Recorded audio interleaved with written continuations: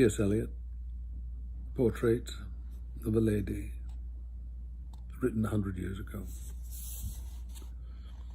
Among the smoke and fog of a December afternoon, you have the scene arrange itself as it will seem to do with, "I have saved this afternoon for you," and 4 wax candles in the darkened room, 4 rings of light upon the ceiling overhead, an atmosphere of Juliet's tomb, prepared for all the things to be said or left unsaid.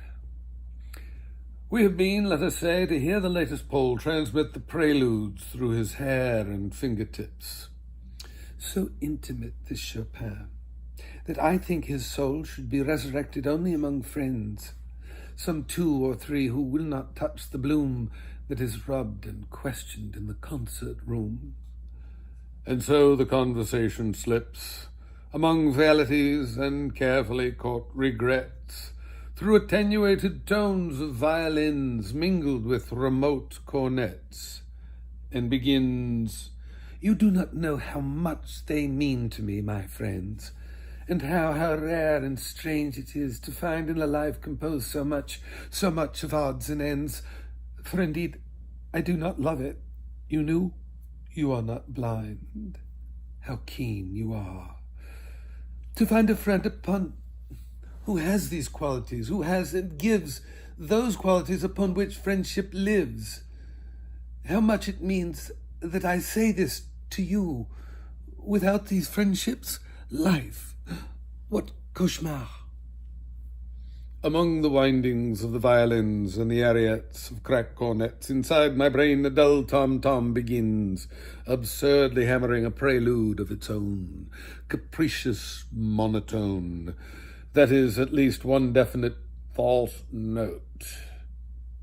Let us take the air in a tobacco trance, admire the monuments, discuss the late events, correct our watches by the public clocks, then sit for half an hour and drink our box. Now that the lilacs are in bloom, she has a bowl of lilacs in her room, and twists one in her fingers while she talks. "Ah, my friend, you do not know, you do not know what life is. You hold it in your hands," twisting the lilac stalks. "You let it flow from you, you let it flow, and youth is cruel and has no remorse and smiles at situations which it cannot see." I smile, of course, and go on drinking tea. Yet with these April sunsets that somehow recall my buried life in Paris in the spring, I feel immeasurably at peace and find the world to be wonderful and youthful after all. The voice returns like the insistent out-of-tune of a broken violin on an August afternoon. "I am always sure you understand my feelings, always sure that you feel, sure that across the gulf you reach your hand. You are invulnerable, you have no Achilles heel, you will go on when you have prevailed, and when you have prevailed you can say at this point many a one has failed. But what have I, my friend, to give you? What can you receive from me? Only the friendship and sympathy of one about to reach her journey's end. I shall sit here serving tea to friends." I take my hat. How can I make a cowardly amends for what she has said to me? You will see me any morning in the park, reading the comics and the sporting page. Particularly, I remark, an English countess goes upon the stage. A Greek was murdered at a Polish dance. Another bank defaulter has confessed. I keep my countenance. I remain self-possessed, except when a street piano, mechanical and tired, reiterates some worn-out common song with the smell of hyacinths across the garden, recalling things that other people have desired. Are these ideas right or wrong? The October night comes down, returning as before, except for a slight sensation of being ill at ease. I mount the stairs and turn the handle of the door and feel as if I had mounted on my hands and knees. And so you are going abroad, and when do you return? But that's a useless question. You hardly know when you're coming back. You will find so much to learn. My smile falls heavily among the bric-a-brac. Perhaps you can write to me.